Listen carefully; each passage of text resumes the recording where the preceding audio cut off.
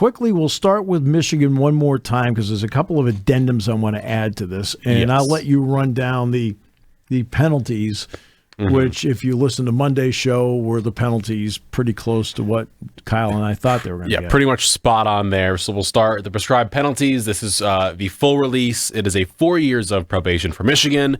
The financial penalties are $50,000 plus 10% of the budget of the football program, which, if I'm not mistaken, will get up to like $20 million, all the penalties included. Right. I think when it's all said and done, it could add up to like 30 to 35 million. A fine equivalent to the anticipated loss of all postseason competition revenue sharing associated with the 25 and 26 football seasons. Yep. A fine equivalent to the cost of 10,000 scholarships awarded in Michigan's football program for the 25-26 academic year. A 25% reduction in football official visits for this season. A 14-week probation on recruiting communications in the football program during the probation period. For the four named people, we've got Connor Stalions, an 8-year show cause order restricting him from all athletically related activities during this 8-year period, as expected. Jim Harbaugh, a 10-year show cause order restricting him from all of the same things. That begins August 7th, 2028, because he already has a 4-year show cause penalty for something else he did. So that is going on. Denard Robinson got a 3-year show cause, and then Sherrone Moore got a 2-year show cause order during which he is suspended from a total of 3 games. Michigan self-imposed a 2-game suspension for Moore for this season. The panel determined that a suspension for 1 additional game was appropriate. Therefore, Moore also will be suspended for the first game of the 26-27 season. Apart from the 3-game suspension, Moore is not prohibited from engaging in coaching or other athletically related activities during the show cause period. And scene. Okay, well, on Moore, for example, they picked the 2 games Michigan did this season. The opening game next year is Western Michigan. That will be in Germany. So it makes sure that he can coach the incredibly valuable to him personally Oklahoma game. So valuable, Steve. But remember, he had storage issues, which he told the NCAA over and over again. That's why he didn't have the text messages. Of course. And then finally admitted he deleted all of them. Okay. I believe Connor Stalions threw a phone into hard toilets. drives. No, into the pond. Into a pond. Wrong body of water. My bad. Yeah, into a pond. Hard drives gone. Yeah, that happens. Doesn't that happen to you, Steve? Your hard drives end up in ponds sometimes? Yeah, it's normal. Sure. Okay. So there are a couple things here. One. I want to talk about the significance of what they did that, well, it didn't really do anything to them winning. Then obviously you're not really somebody who understands the sport of football at all. Okay. I mean, anybody who says that, like, I always sit there and go, you've got to be kidding me. Okay? During a game, under the old rules, if I can pick up your signals during the game watching from the box, perfectly legal. Yeah. And believe me, they have people taking a look over there like, what are they trying to do? When you have a football team that really is based and its foundation is running the ball and defense, the key to running the ball and defense, if that is your primary way of winning, you'll mix in a pass here and there, is to play with what? The lead. Where do you usually try to get the lead? In the first quarter. Well, in the first quarter of games, if you're just starting from scratch, you really don't have a handle on the opposing team's signals. Whatever you could have picked up on film or whatever, which most teams now cut everything so tight it's difficult to find. Yeah. Unless you have those signals ahead of time. And if you're able to get through the first quarter and you know what they're doing when they start the game, and you are the team playing with the lead that bases everything on running the ball and playing defense, that's part of your MO, getting to the front. And Michigan outscored their opponents by a wide margin in the first quarter. It didn't have anything to do with them winning? Okay. Do you know whether the ball's stuffed or inflated? Let's start with the basics here. Right? I would ask the committee. Anybody know stuffed, inflated? Charlie Baker stuffed, inflated. You know how the ball goes? No? Okay. Just want to make sure. All right. if they were a throwing football team all over the place, whatever, I wouldn't say this, but they're a team that wanted to run the ball with Blake Corum, with Edwards, right? Sure, they mixed in some, but they only mixed in the pass. And they wanted to play defense. Now, were they an outstanding team? Yes. Okay? They went through a season with single-digit missed tackles all season. That's good football. That has nothing to do with signs. Because you have to make the play. And they made plays.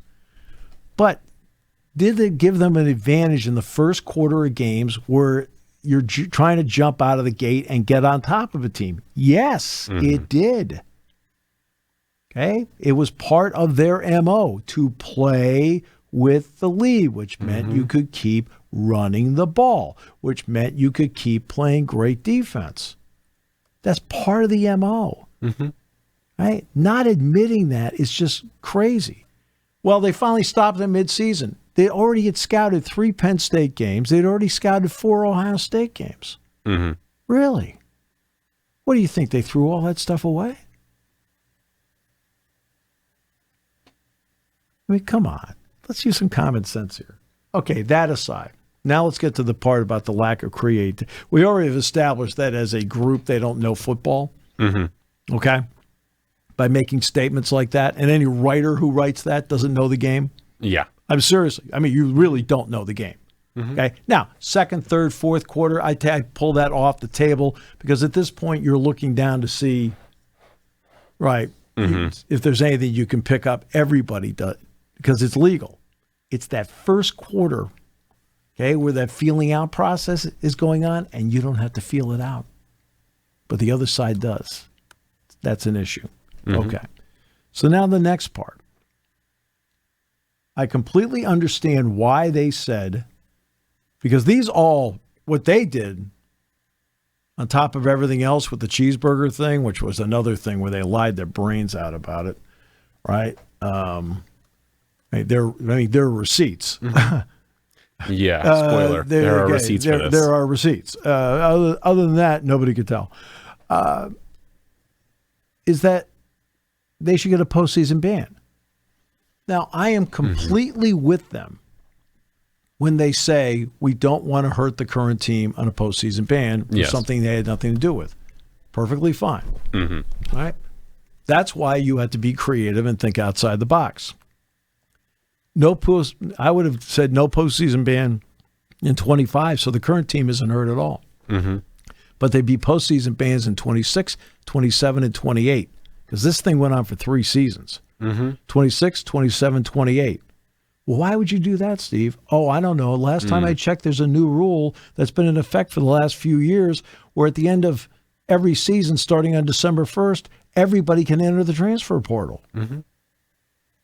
So if they want to stay and ride it out, that now becomes the player's choice. The player now has a choice. And if they're like, no, if I'm not going to go to postseason, I'm going to go someplace else, that's fine. Okay? That's why I'm not affecting you from not going to postseason this year. That's fine. But because there is a transfer portal, in fact, 2 of them, where you can leave anytime you want in those transfer windows, you've got all the options in the entire country ahead of you. Yes. Right? You've got to think outside the box. I'm not going to hurt the current team. I'm going to let you go to postseason this year, and then it's going to be your option as to whether to stick with it or go someplace else because they're not going to go to postseason in 26, 27, and 28. I don't get it. I mean, you've got to be able to think outside the box a little bit on this, right? And well, it didn't affect them winning. Yeah, it did affect winning. They played with the lead, and they were a team built to play with the lead. That's how they were built, to play with the lead. They were not built to be a come-from-behind team. No. Okay? And by being able to enter the game with that information was invaluable. Because it allowed them to have advantages so they could get to the lead. Because let's not take away the fact that they are well coached. Let's not take away from the fact that they had a lot of talent.